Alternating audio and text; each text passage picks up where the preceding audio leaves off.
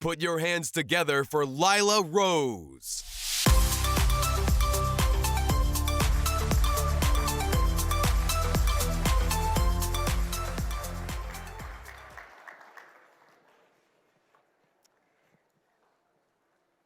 I don't need to tell you all this, but pastors have a tough job. It's not easy to lead, especially something as important as a church. But pastors have always had a tough job. Since we left the garden, our spiritual leaders have led in a broken and fallen world. And while our world has always struggled with sin, today we face unique and urgent challenges. And the need for spiritual leadership and renewal is desperate. Each of you here became a pastor for a reason, or a pastor's wife for a reason. You didn't become a pastor for the sake of politics. You became a pastor to lead and feed a flock. But whether we like it or not, politics matter. And our great-grandparents' pastors, our grandparents' churches, these were leaders and institutions that existed in a broadly Christian culture. That has changed. I think about the fierce political fights of the 19th and early 20th century over discriminatory policies against Catholic parochial schools. Many Protestant politicians wanted to ensure that no government funding went towards the Catholic schools, but those Protestant politicians were not advocating for money to go towards private Protestant schools. They didn't have to. At that point in time, the American public school system was largely a Protestant Christian school system. Times have changed. Can you imagine when the big moral fight in our country was between Catholics and Protestants? That was it. That was the fight. Today's great moral fight is very different. Today, we are fighting over the very definition of right and wrong. Today, the fight, even among many Christians and in our larger society, is about whether it's okay to kill a baby up until the moment of birth and even after birth. It's about whether it's morally upright for 2 men or even 3 men to get married and then to adopt a baby. Today, morality that we took for granted a generation ago is up for debate. Our moral vision is clouded. We are living in a nation that is spiritually and culturally lost. You see this. Every era presents opportunities that are special and special challenges for Christians in society. If we are not actively fighting for moral renewal, we are contributing to moral decay. As God Himself says in Revelation, I know your deeds. You are neither cold nor hot. How I wish you were one or the other. So because you are lukewarm, neither hot nor cold, I am about to spit you out of my mouth. God is telling us, you cannot be neutral. As pastors, you are leading people in a post-Christian culture. If you are pastoring as if society already knows what it means to be a Christian and what the moral law is, then you've already lost. Your job has never been harder, but it has never been more important. We are in a fallen world. We're in a post-Christian America, and we are finally in a post-Roe v. Wade America.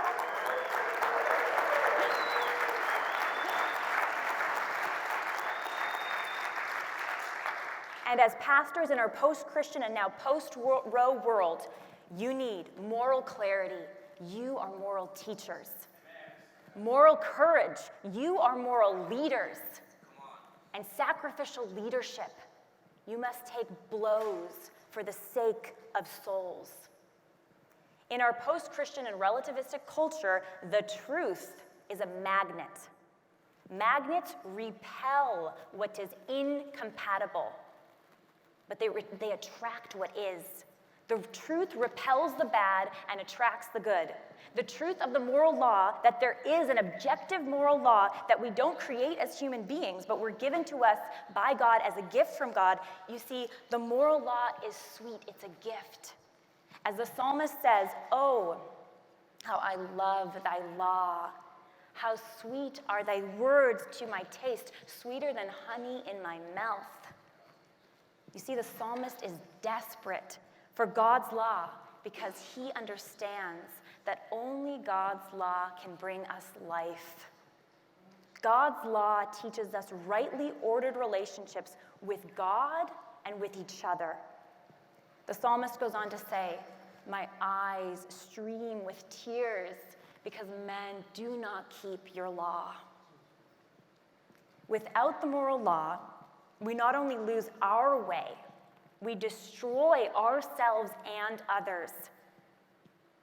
Our society today is enslaved by lies.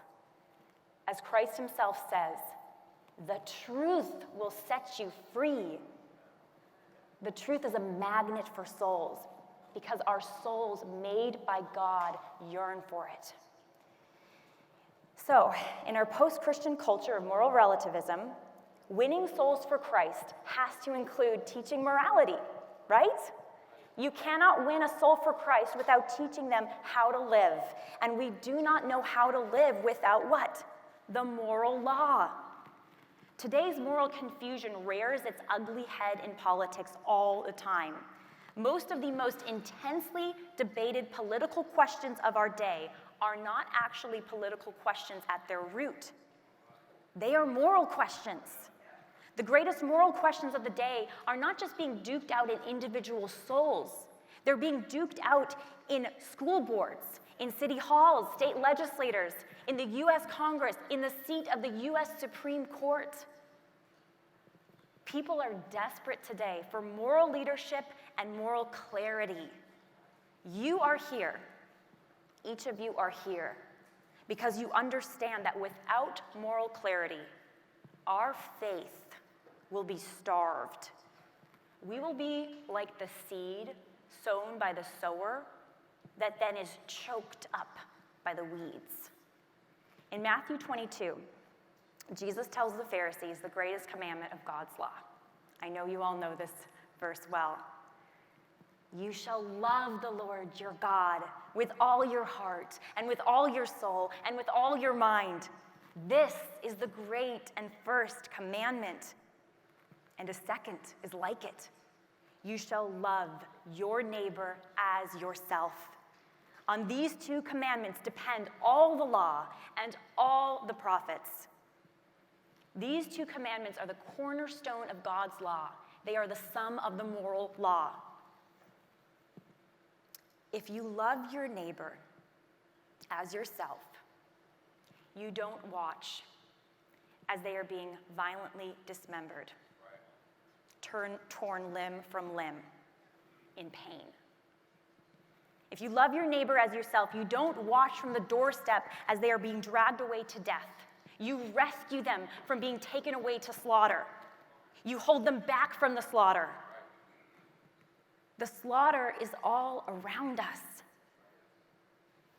Just 3 months ago, I got a call from an activist. She and a friend were sidewalk counseling outside of a DC abortion facility in Washington, D.C., a late-term DC abortion facility. They had been handed a box. The box was filled with the remains, the mangled remains of aborted children. These children hadn't just been killed. They had been brutally tortured. They had been destroyed. You can't look, it's impossible to look at the images of these children without having mind-numbing grief.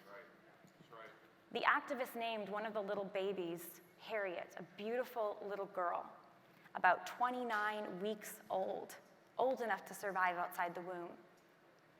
Harriet died with her eyes open. Her neck had been cut, her skull crushed.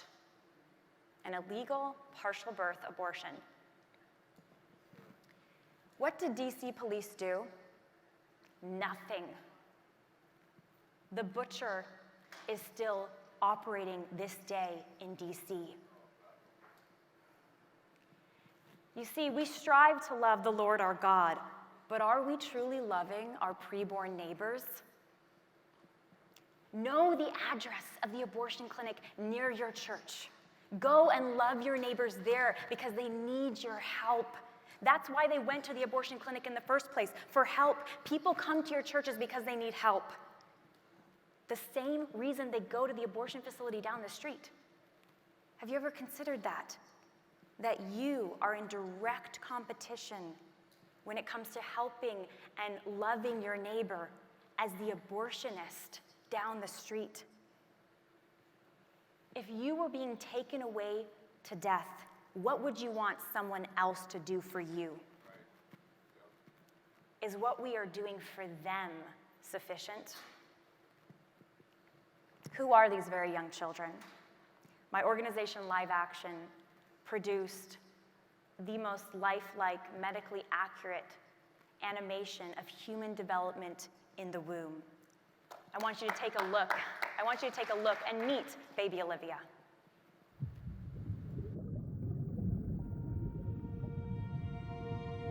This is Olivia.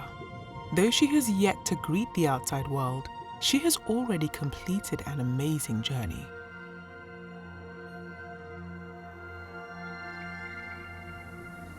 This is the moment that life begins. A new human being has come into existence. At fertilization, her gender, ethnicity, hair color, eye color, and countless traits are already determined. She begins to implant in the uterus about 1 week after fertilization. Her cells organize into what we call an embryo. At 3 weeks and 1 day, just 22 days after fertilization, Olivia's heartbeat can be detected.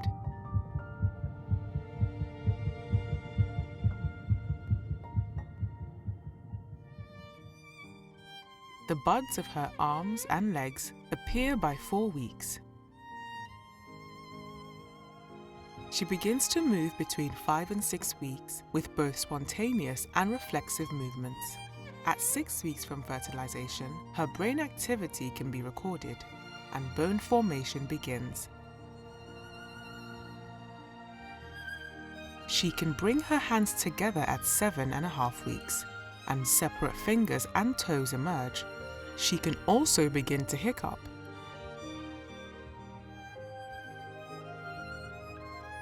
At the beginning of the 9th week, Olivia will have grown from a single cell into nearly 1 billion cells, and she is now called a fetus. She will suck her thumb and swallow, grasp an object, touch her face, sigh and stretch. At 11 weeks, she is playing in the womb, moving her body and exploring her environment. Her taste bud cells have matured by week 12 but are still scattered throughout her mouth. Her mother will first sense Olivia's movements between 14 and 18 weeks, an event called quickening. Beginning at 18 weeks, ultrasounds show speaking movements in her voice box. Around 20 weeks, with a lot of help, babies have survived outside the womb. At 27 weeks, her eyes are responding to light. She can recognize her parents' voices and will even recognize lullabies and stories. Olivia has gone on an amazing journey during these last 9 months. She will soon signal to her mother that it is time for delivery and greet the outside world.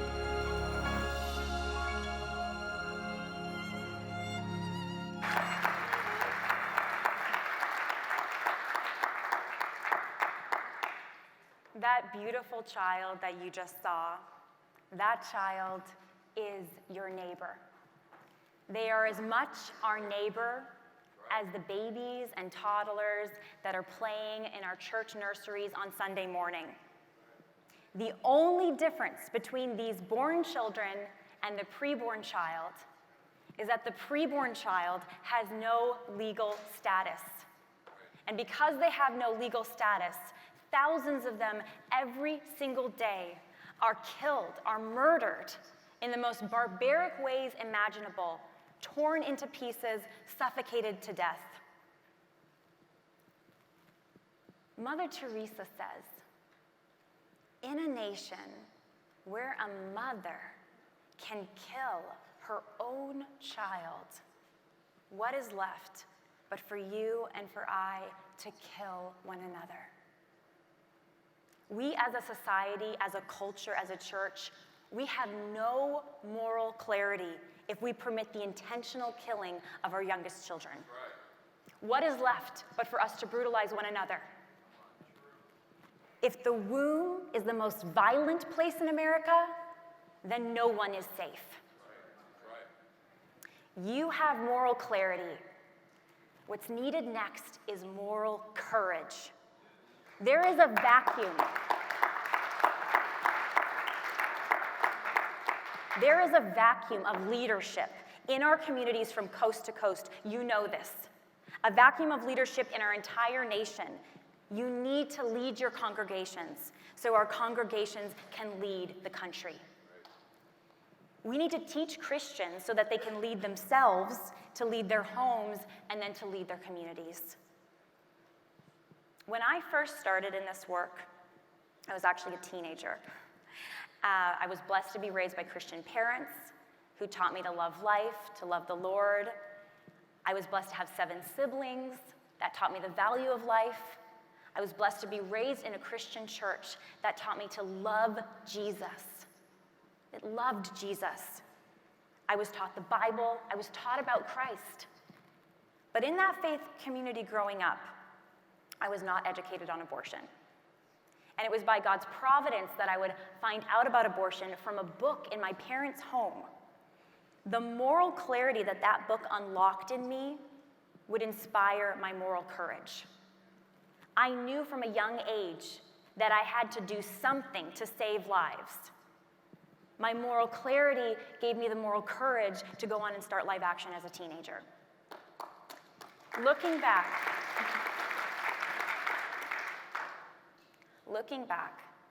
I wish that what I had learned in that book, I had learned at my church.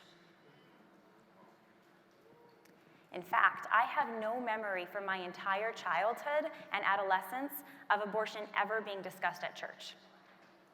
And it wasn't until I was 19 years old and I was going to have a meeting with my senior pastor that I would even have a discussion about abortion. I was home from college for the summer, and if he didn't remember me from the pews, he may have remembered me from Fox News talking about my undercover investigations of Planned Parenthood in Los Angeles. Going into my meeting with my pastor, my senior pastor, I was very hopeful. I was hopeful that we could make some real progress and perhaps make my church a model for California and for the rest of the country. I hoped that my pastor would speak more about the evil of abortion and that he would have a full-time pro-life ministry at the church that provided post-abortion help for those struggling in the pews, that was active in serving pregnant mothers and struggling families, and that kept a vigil at the local abortion clinic. So I had some pretty high hopes. Our conversation began with my pastor explaining to me how passionate he was about human rights. He even shared that he wished that if he had been alive during the time of slavery, that he would have had the courage to speak up and condemn slavery from the pulpit. I was inspired by that. To condemn slavery from the pulpit, especially in the deep pre-Civil War South, brought serious repercussions. The repercussions were dire for those pastors. Some of them were even threatened. Their lives were even threatened. Speaking out required clarity and courage. Then my pastor said that he agreed with me that abortion was the human rights issue of the day. He agreed with me. And he actually thanked me for my work. So I saw my opening. I said, "Pastor, would you be willing to speak about this on Sunday morning?" He answered, well, my approach as a pastor is I have to be mindful of the stories of the people in my pews. And so, I don't like to take a hammer. I like to take a chisel. There wasn't even a chisel. He then invited me, a 19-year-old college student, to come on a Wednesday night to give an address to his congregation, whoever wanted to show up on a Wednesday night. I don't tell this story to say that my pastor was a bad guy. He wasn't. He was a deeply loving and good man with the best of intentions. He had moral clarity that abortion was wrong. He had the moral clarity, but perhaps lacked the moral vision and was afraid of how he would be perceived. You just heard a cautionary tale. So what does moral courage and sacrificial leadership look like in the face of daunting challenges? Because you are facing them. Let's look to Moses in the story of Exodus. Fan favorite. Moses, who had many moments of cowardice and indecision. Moses was another patriarch who, as we know, wrestled with God. He was 100% confident that he didn't have the tools or the skills to accomplish all that God was calling him towards. Moses was wrong. He did. The story of Moses calls us towards ambitious, convictional, moral leadership to lead our nation and to end abortion. Right. In Exodus chapter 7, Moses describes his conversation with God and the leadership instructions that he received to complete the seemingly impossible task that he had been given. I'm sure that the instructions were a tough pill to swallow the first time that he received them. Moses does miracles, God sends horrific plagues to smite the Egyptians and hammer the point home. Pharaoh is supposed to release the people from bondage and into freedom. That's the command. So after enduring the Nile being turned to blood, frogs, lice, flies, dead livestock, boils, hail, and the locusts, a lot of the Egyptians had finally had enough. Exodus chapter 10, starting in verse 7 reads, "Then Pharaoh's servants said to him, 'How long shall this man be a snare to us? Let the men go, that they may serve the Lord their God. Do you not yet understand that Egypt is ruined?' So Moses and Aaron were brought back to Pharaoh, and he said to them, Pharaoh said, 'Go serve the Lord your God.' But which ones are to go?" Moses said, "We will go with our young and our old. We will go with our sons and daughters, and with our flocks and herds, for we must hold a feast to the Lord." But Pharaoh said to them, "The Lord be with you if I ever let you and your little ones go. Look, you have some evil purpose in mind. No, go, the men among you, and go serve the Lord, for that's what you're asking." And they were driven out from Pharaoh's presence. When our leaders are committed to evil ends, we must be relentless in pursuit of authentic justice, right? Relentless. After Pharaoh's offer for Moses to just take the men, God sends the plague of darkness. Then Exodus chapter 10, verse 24. "Then Pharaoh called Moses and said, 'Go, serve the Lord. Your little ones may also go with you. Just let your flocks and your herds remain behind.' But Moses said, 'You must also let us have sacrifices and burnt offerings, that we may sacrifice to the Lord our God. Our livestock also must go with us. Not a hoof shall be left behind, for we must take of them to serve the Lord our God.' Pharaoh refused. Then God sent the 10th and final plague, the angel of death. Then the Pharaoh summoned Moses and Aaron by night and said, 'Up, go out from among my people, both you and all the people of Israel. Go serve the Lord, as you have said. Take your flocks and your herds, as you have said. Be gone and bless me also.'" Moses got everyone out. He refused to compromise on what could not be compromised. While God is calling out all the Israelites, Pharaoh offers Moses what seems like could be a workable solution. He says, "Freedom for the men. You can have freedom for the men." But Pharaoh says that you must leave the women and children behind. Pharaoh's saying that he must leave their future behind. Moses says they cannot leave without all that God has promised them. He is so steadfast in his resolve that he says, "Not a hoof shall be left behind." Moses is a beacon of moral courage and strength to us today, right now, because he sought justice for his people, not from his own will, surely not from his own skill, but through trust and action in service of the providence of our Almighty God. Moses walked away from what could be seen as two decent compromises because he had a higher calling and because he served God. Friends, we cannot compromise for our youngest brothers and sisters, our sons and daughters, our youngest grandchildren and great-grandchildren. We cannot compromise our future. They are our future. We cannot save those who are viable outside the womb and then leave the rest. We cannot save those who feel pain and then leave the rest. We cannot save just those with a heartbeat and then say it's okay, leave the rest. We must save every child.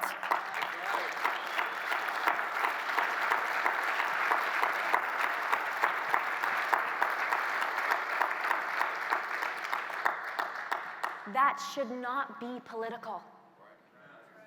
I'm sure when Moses was rejecting the compromises offered by Pharaoh, there were some folks in his community, maybe on his Facebook page, on his comment section, who were grumbling, who were saying, "Moses, why can't you just take a compromise and get us out of here?" But Moses had moral clarity of what God was asking of him, and Moses had moral courage to do what God was asking of him. And Moses was willing to be scorned. Your moral clarity is needed. Your moral courage is needed. Your sacrificial leadership is needed. Be willing to lose people for the sake of souls.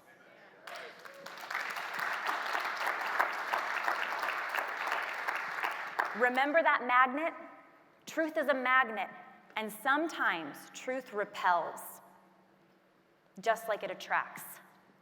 When you speak the truth to your congregation, you may lose people. In fact, I'm going to go even further. I guarantee you that you will lose some people. But I can also guarantee you this. In our post-Christian culture, it is only the truth that saves.